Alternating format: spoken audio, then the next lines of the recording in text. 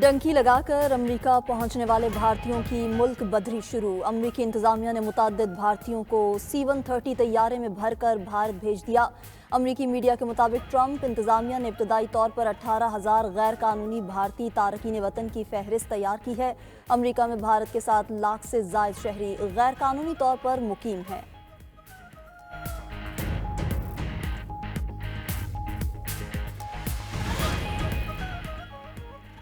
سرحدی حفاظت کے وعدے پر میکسیکو اور کینیڈا کو عارضی چھوٹ مل گئی۔ امریکہ نے اضافی ٹیرف کا نفاذ 30 روز کے لیے روک دیا۔ ڈونلڈ ٹرمپ کا جسٹن ٹروڈو اور کلاڈیا شینبام سے ٹیلی فونک رابطہ۔ کینیڈین وزیر اعظم کی $1.3 ارب کے سرحدی منصوبے پر عمل درآمد کی یقین دہانی۔ کہا کینیڈا سرحد پر اہلکاروں کو تعینات کرے گا۔ سرحد پر 24 گھنٹے نگرانی کے لیے ہیلی کاپٹرز اور ٹیکنالوجی کا بھی استعمال کریں گے۔ منشیات فروش گروہ کو دہشت گردوں کی فہرست میں شامل کریں گے۔ منظم جرائم کی روک تھام کے لیے امریکہ کے ساتھ مشترکہ اسٹرائک فورس بنائیں گے۔ امریکی صدر ڈونلڈ ٹرمپ نے کہا کہ میکسیکو سرحد پر 10,000 نیشنل گارڈ تعینات کرے گا۔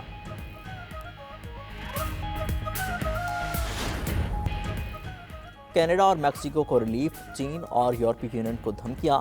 امریکی صدر ڈونلڈ ٹرمپ نے چین کو ٹیرف میں مزید اضافے کی دھمکی دے دی۔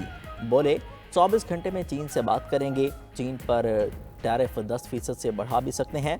امریکی صدر کا یورپی یونین پر بھی ٹیرف لگانے کا عندیہ۔ کہا یورپی یونین امریکی اشیاء نہیں خریدتے، ہم ان سے سب کچھ خریدتے ہیں۔ ان کی اشیاء پر بھی جلد محصولات لگ سکتے ہیں۔ برطانیہ کے ساتھ تجارتی معاملات پر کام کیا جا سکتا ہے۔ امریکہ نے ٹیرف لگایا تو بھرپور جواب دیں گے۔ یورپی یونین کا رد عمل۔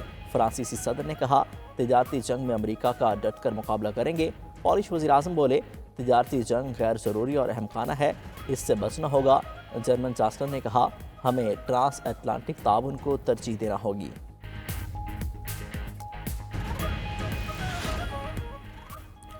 امریکہ چین کو تجارتی دھمکی سے ڈرا کر فائدہ نہیں اٹھا سکتا۔ معاشی ماہرین نے 10% امریکی ٹیرف کو بے اثر قرار دے دیا۔ کہا امریکی ٹیرف سے چین پر زیادہ اثر نہیں پڑے گا۔ چین کی معیشت امریکہ پر انحصار نہیں کرتی۔ 2018 میں بھی ٹرمپ ہزاروں ارب ڈالرز کا چینی مصنوعات پر ٹیرف لگا چکے ہیں۔ بیجنگ نے افریقہ، جنوبی امریکہ اور جنوب مشرقی ایشیا میں اپنے تجارتی معاہدوں کو مضبوط کیا۔ چین 120 سے زائد ممالک کا سب سے بڑا تجارتی شراکت دار ہے۔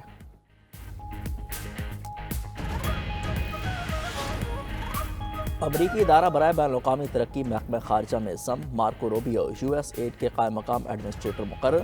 امریکی وزیر خارجہ نے کہا ایجنسی غیر ذمہ دار ہے، اسے امریکی خارجہ پالیسی کے مطابق ہونا چاہیے۔ گزشتہ روز ٹرمپ انتظامیہ نے US ایڈ کے 58 اہلکاروں کو جبری رخصت پر بھیج دیا تھا۔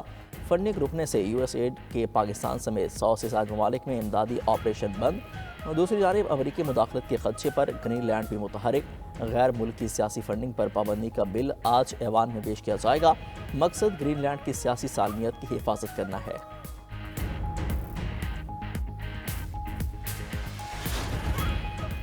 جنگ بندی معاہدہ کرانے کے دعوے دار ٹرمپ کا یو ٹرن۔ امریکی صدر کہتے ہیں ضروری نہیں اسرائیل حماس سے جنگ بندی جاری رہے، غزہ جنگ بندی برقرار رہنے کی کوئی ضمانت نہیں۔ اسرائیلی وزیر اعظم نیتن یاہو آج امریکی صدر سے ملاقات کریں گے۔ غزہ اور ایران کے اہم ترین معاملات پر غور ہوگا۔ نیتن یاہو نے کہا کہ جنگ کے دوران جو اقدامات کیے اس نے پہلے ہی مشرق وسطیٰ کا چہرہ بدل دیا۔ یقین ہے صدر ٹرمپ کے ساتھ مل کر اسے اور بھی بدل سکتے ہیں۔ دوسری جانب امریکہ نے یوکرین کی معطل فوجی امداد بھی بحال کر دی۔ روس کے خلاف یوکرین کو فوجی ساز و سامان کی فراہمی پھر سے شروع۔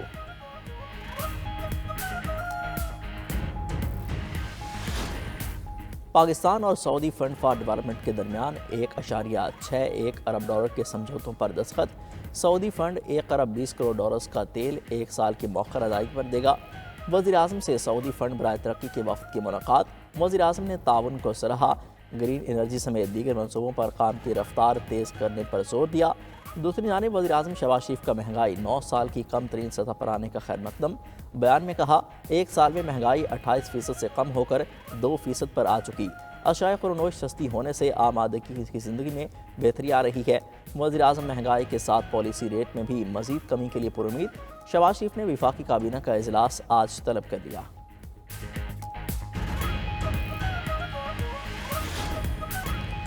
فوجی جوان اپنے خون سے ماضی کی فاش غلطیوں کا ازالہ کر رہے ہیں۔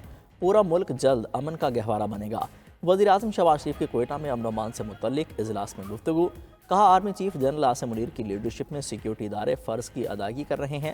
کل رات میں انتہائی المناک واقعہ پیش آیا، سیکیورٹی فورسز نے دفاع وطن میں خون کا نذرانہ پیش کیا۔ بلوچستان کے دشمنوں کے ناپاک عزائم کبھی کامیاب نہیں ہونے دیں گے، تمام توانائیاں لگا کر دہشت گردوں کا صفایا کریں گے۔ اپنی صفوں میں اتحاد کی جتنی ضرورت آج ہے پہلے کبھی نہ تھی۔ اتفاق اور اتحاد سے چیلنجز کا مقابلہ کرنا ہے، امن قائم کر لیں، پھر سیاست بھی ہوگی اور سیاسی میدان بھی سجیں گے۔ وزیر اعظم شہباز شریف کی CMS کوئٹہ جا کر زخمی جوانوں سے بھی ملاقات، کہا آپ سب قوم کے ہیروز ہیں، مجھ سمیت پوری قوم کو آپ اور آپ کے اہل خانہ پر فخر ہے۔ زخمیوں نے کہا کہ ملک کی خاطر جان کا نذرانہ پیش کرنا پڑے تو ہمیں اس پر کوئی ملال نہیں۔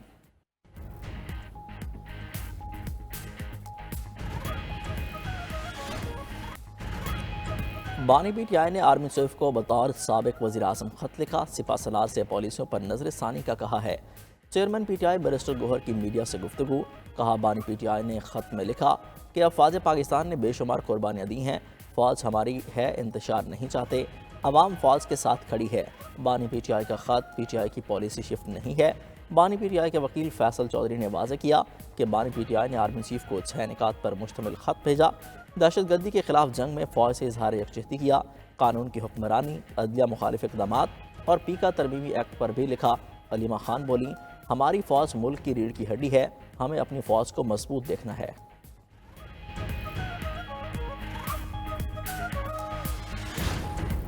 مریم نواز کی محنت سے پنجاب میں بہتری آ رہی ہے، عوام کی مشکلات میں کمی آ رہی ہے۔ نواز شریف کی پنجاب اسمبلی کے ارکان سے ملاقات میں گفتگو، کہا آپ سب میری طاقت اور عزت ہیں۔ وزیر اعلیٰ پنجاب مریم نواز بولی، ہماری کارکردگی پر سب سے بڑا چیک عوام اور نواز شریف ہے۔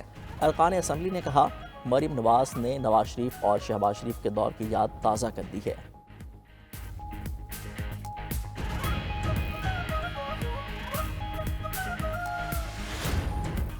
سعودی عرب کے دورے پر موجود شام کے عبوری صدر احمد الشرع نے عمرہ کی سعادت حاصل کر لی۔ سعودی پریس ایجنسی کے مطابق احمد الشرع نے ساتھیوں کے ہمراہ عمرہ کی سعادت حاصل کی اور وطن واپس روانہ ہوئے۔ دوسری جانب شام میں کار بم دھماکے میں اموات 19 ہو گئیں، مرنے والوں میں 18 خواتین اور 1 مرد شامل ہیں۔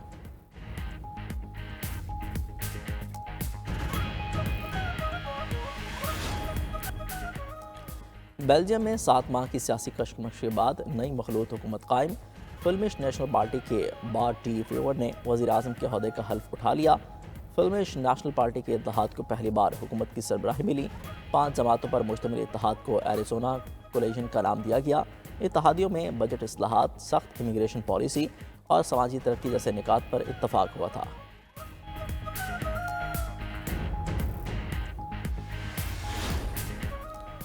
پاکستان سمیت دنیا بھر میں آج کینسر ڈے منایا جا رہا ہے۔ مقصد مرض کے خطرات سے آگاہ کرنا اور روک تھام کے لیے معلومات فراہم کرنا ہے۔ طبی ماہرین کے مطابق تمباکو نوشی اور فضائی آلودگی کینسر کے پھیلاؤ کی بڑی وجہ ہے۔